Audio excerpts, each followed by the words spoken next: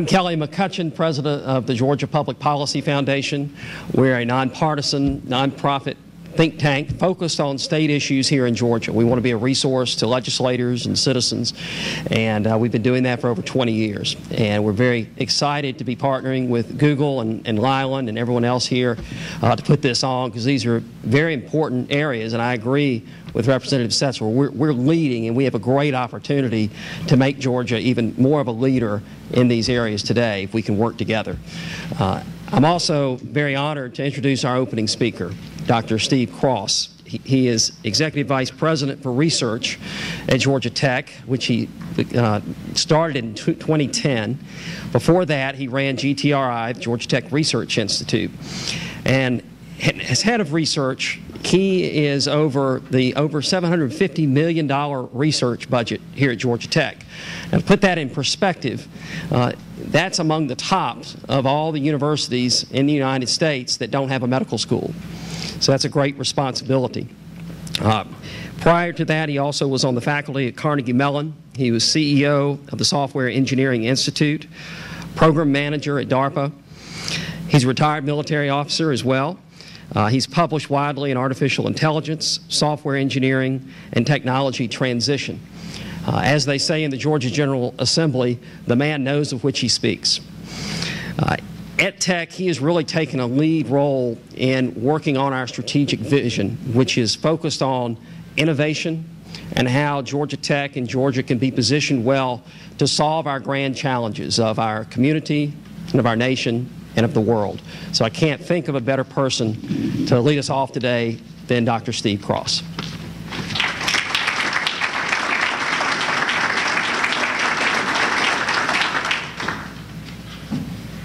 Well, good morning, and thank you for that very kind introduction. It's one my mother would really like to hear.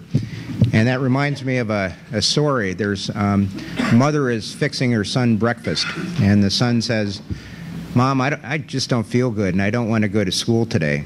And the mother says, "Son, you have to go to school. You're 60 years old, and you're the vice president of the university." So, so this week is starting off a lot better than some weeks here, and I thank you for that.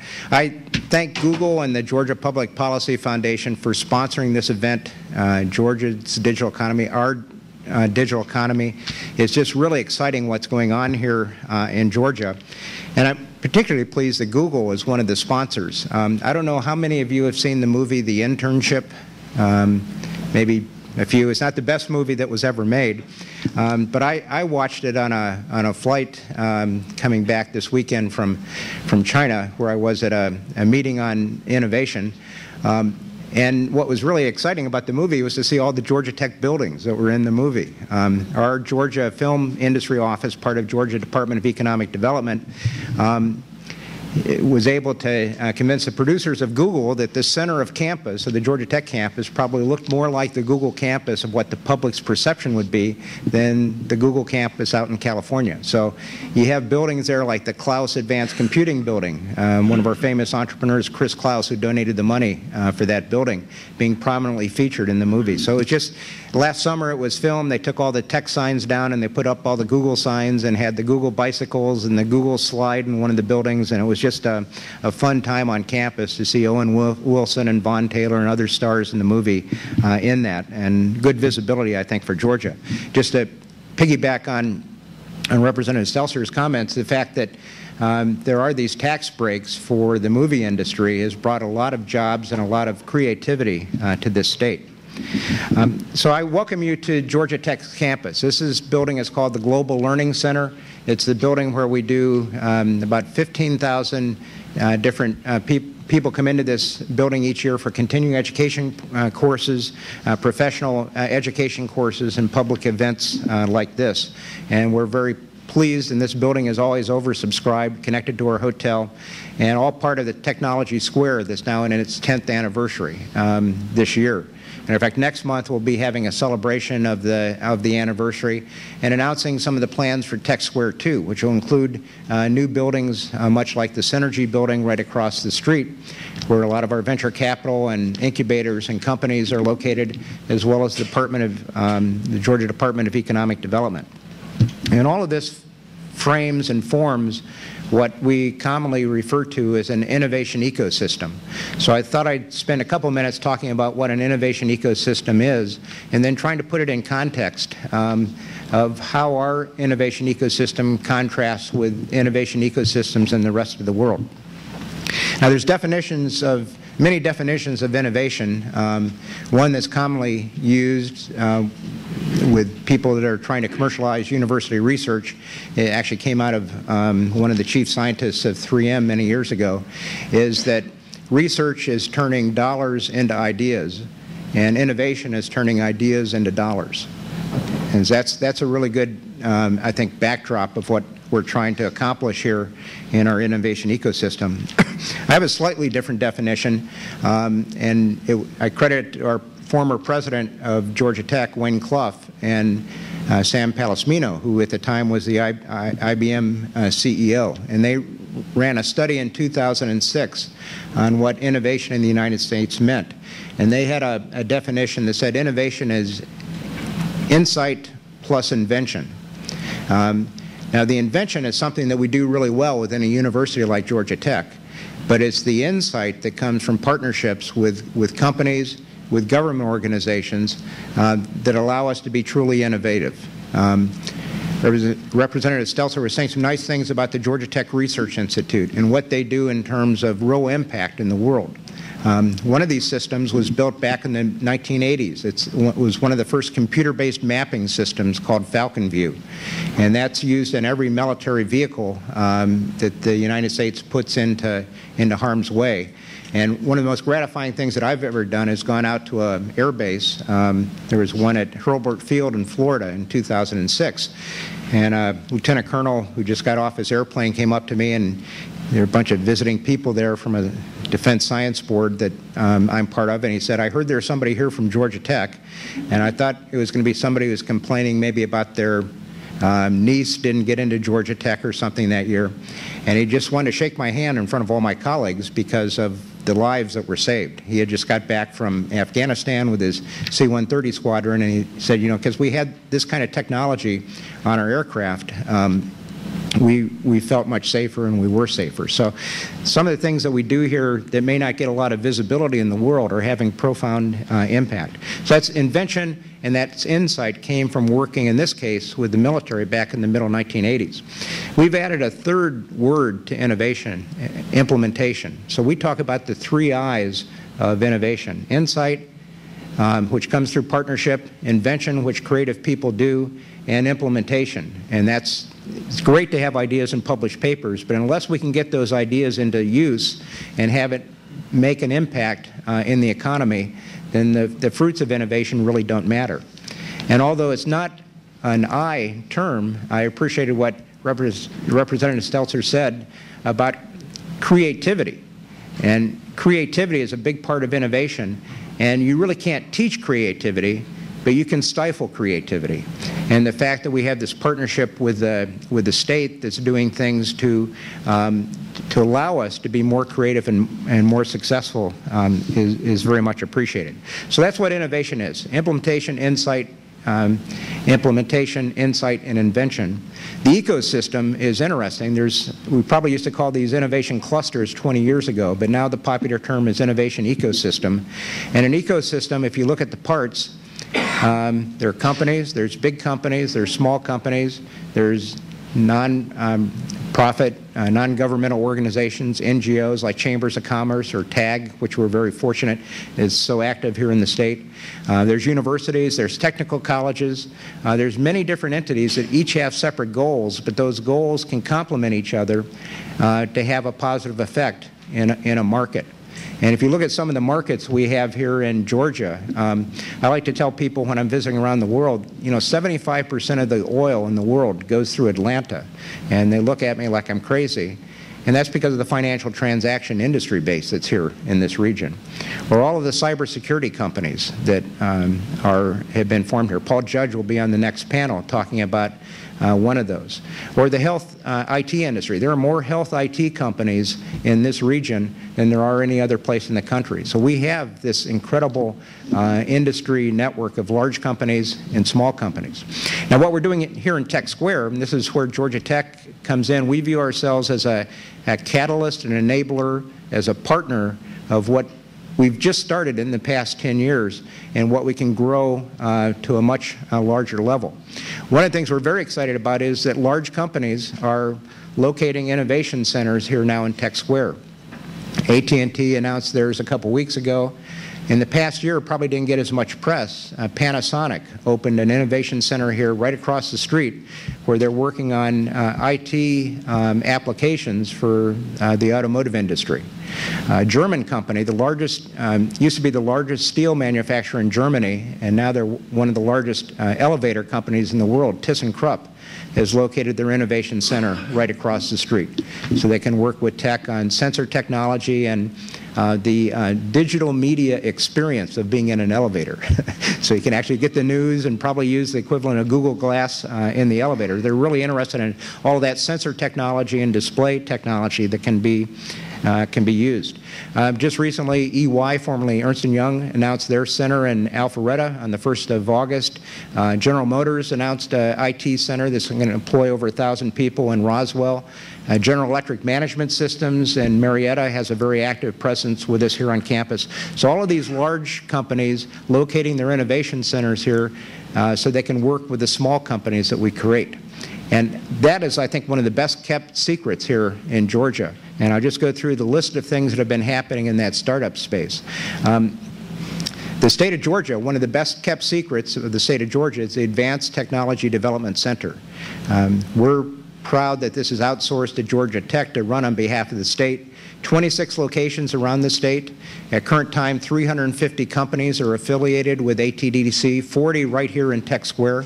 There are advisory services that are provided by mentors and by actually a pretty small staff of 8 FTEs to support these companies. Besides that, at Georgia Tech, we have our own incubator for our spin-out companies from Georgia Tech.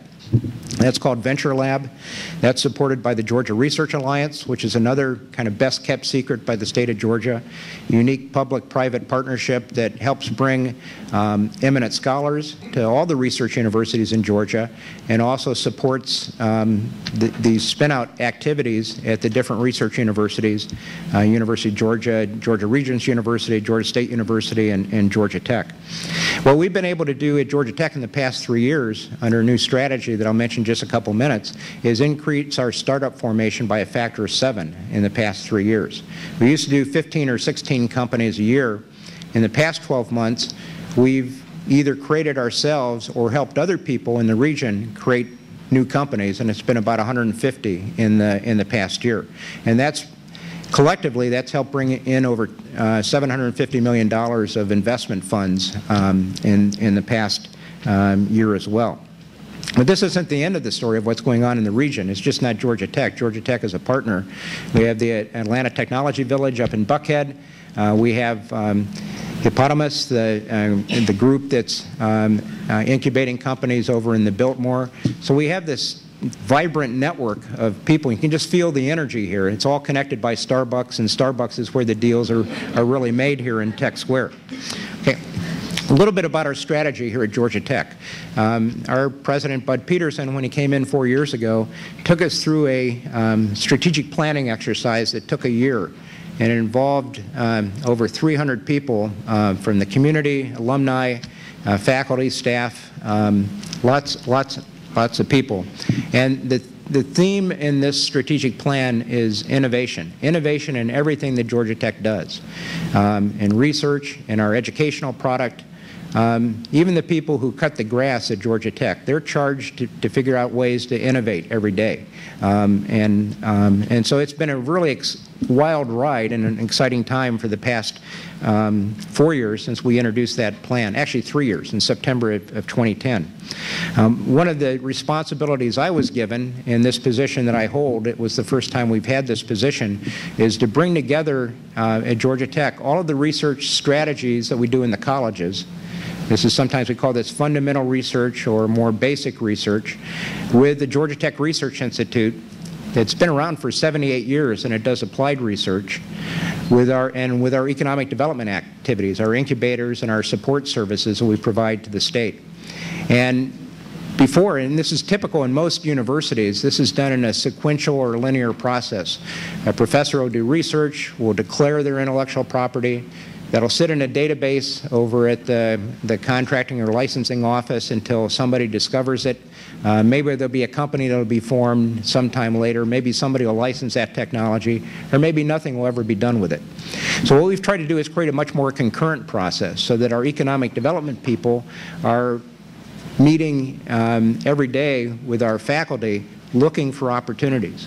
We've organized our research, not faculty lead the research, and we're not going to basically tell faculty what they can or what they can't do, but we can organize and give a view into that research around what are now 12 thematic areas that map very nicely into strategic markets of the state. So for aerospace industry, or for manufacturing, or for the materials industry, or for what we're doing in IT and digital media as it might apply to the health IT industry, it's much easier to go to our website, and you go to www.gatech.edu/research, and you can navigate in and find out much more readily what's being done. But the exciting thing we've done in our research process, and people kid me at Tech, we call it the DAD process, because I'm old enough to be just about everybody's dad, I guess, and actually I'm about old enough to be the grandfather of some of the students now. But there are three things we brought together: our discovery-focused research, our applied research, and our deployment activities. So we call this DAD.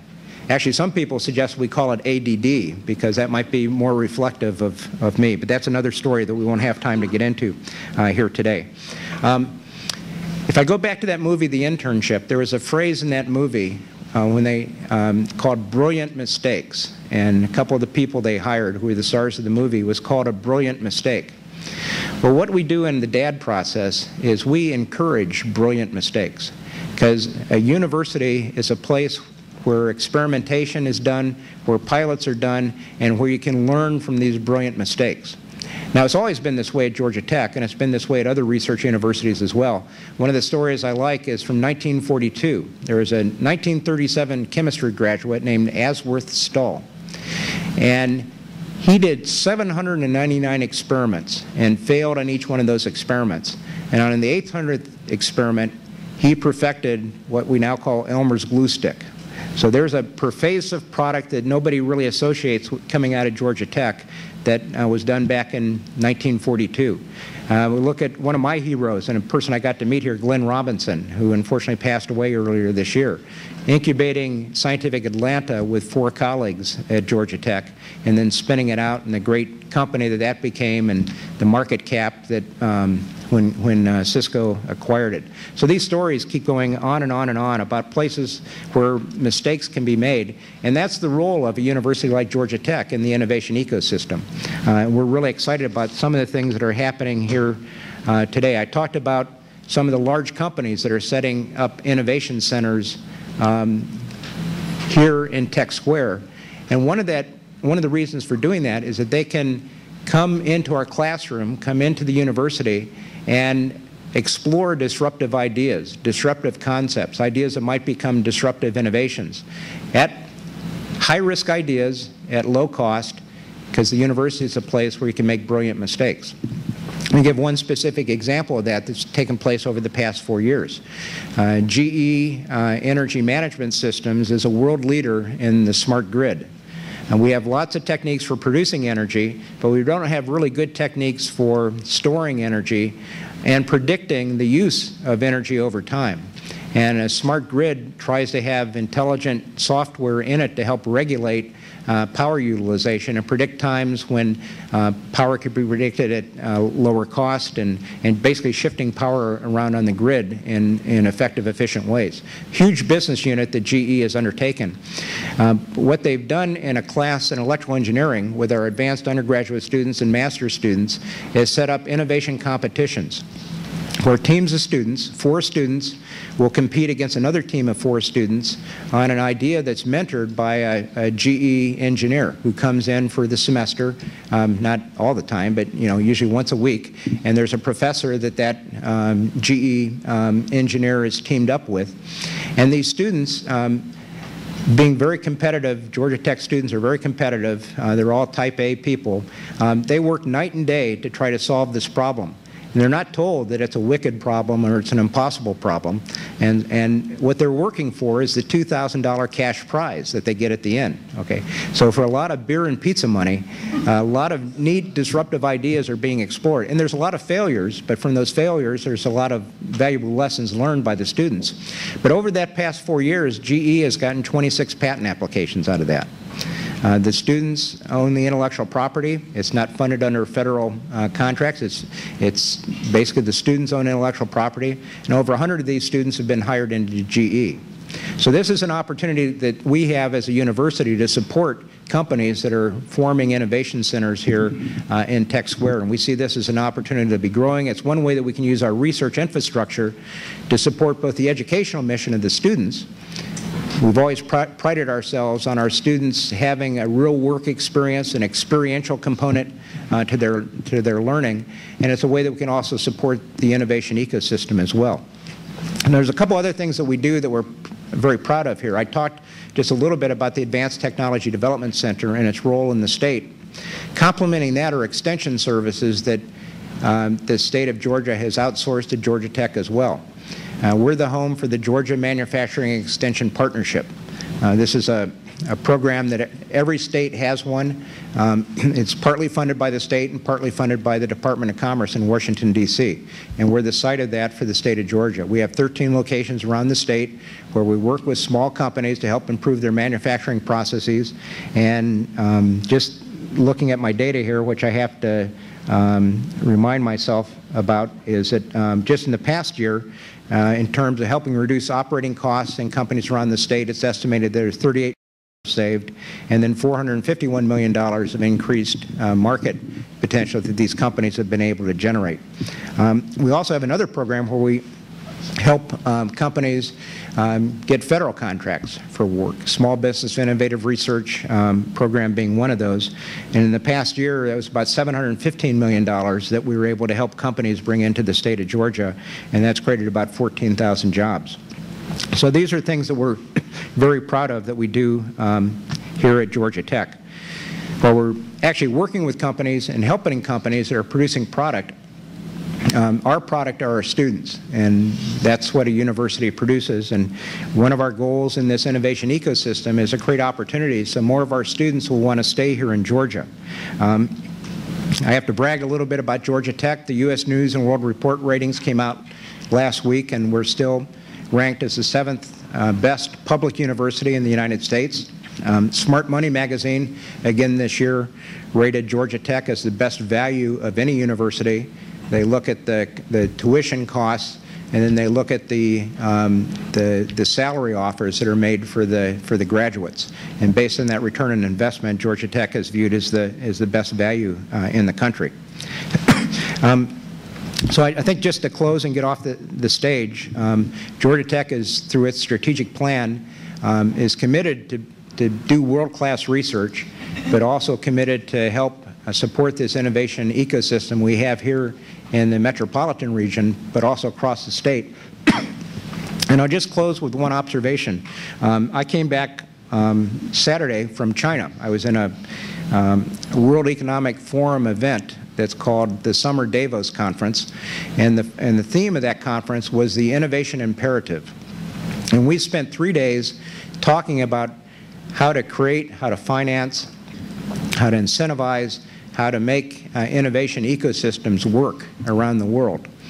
And I came away from that meeting with 2 thoughts. One is what we're doing here in Georgia really is special because we're all working together, we're aligned, we're knocking down doors and taking names, we're really making things happen. The other one is nobody in the world really knows about it. Singapore is bragging about what they're doing. Switzerland, which I still can't figure out, is ranked #1 most innovative country in the world, was bragging about a bike path that they were building around Zurich to improve health. Okay, well, the government's funding that. We're building our own with the Atlanta Beltline and doing that through private funding to a large extent.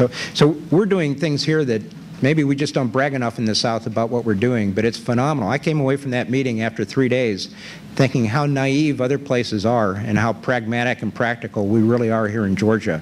And we're all doing our part, and that's making this very exciting. So I don't care if anybody else knows it. I just want us to continue to be the best. And that was good validation that I think we are the best. So I hope you have a great meeting here this morning. I don't know how long I actually took, but if there's any questions, I'd be happy to try to answer any questions. Thank you very much.